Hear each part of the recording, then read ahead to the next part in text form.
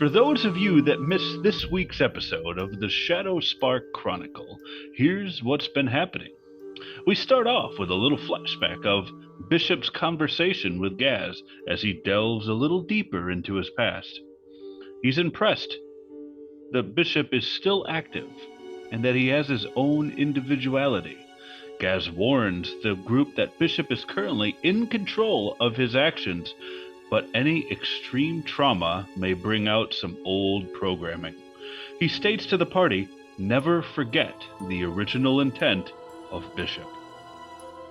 The group makes their way towards the Temple of Sune in search of signs of an entrance to Old Smyrna.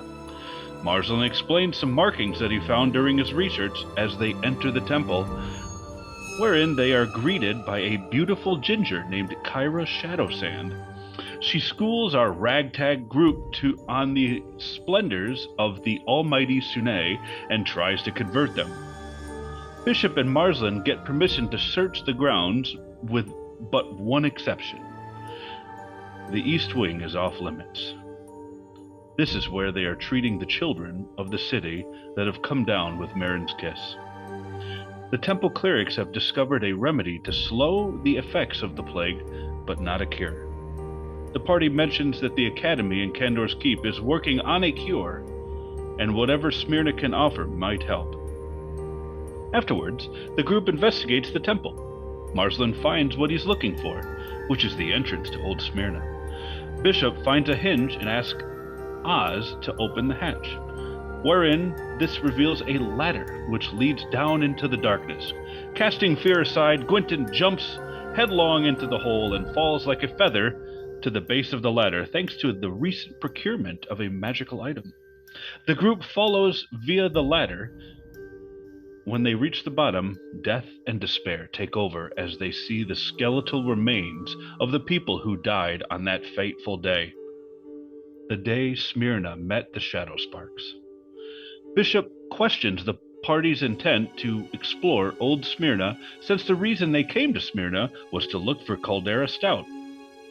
Tensions arise between Marsland and Bishop, but it's agreed that they should at least check the area. Once more, they are overwhelmed by the loss. Skeletons litter the ground, so many lives lost over a meaningless war. As they search for the library, they stumble across an old tavern.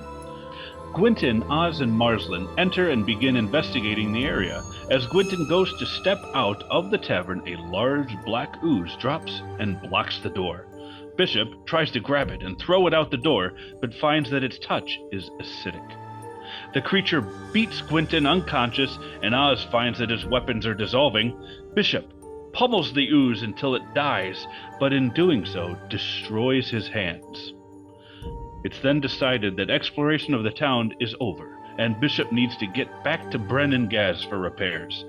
Gwynton goes back to the inn to recover from his near-death experience. Oz and Marsland get Bishop into the tavern and search for Bren, but are soon interrupted by the one Colton Frost. Please join us every Monday at 7 p.m. Eastern Standard Time as we continue with the adventures of the Shadow Spark Chronicles. And as always, we'll see you in the dungeon.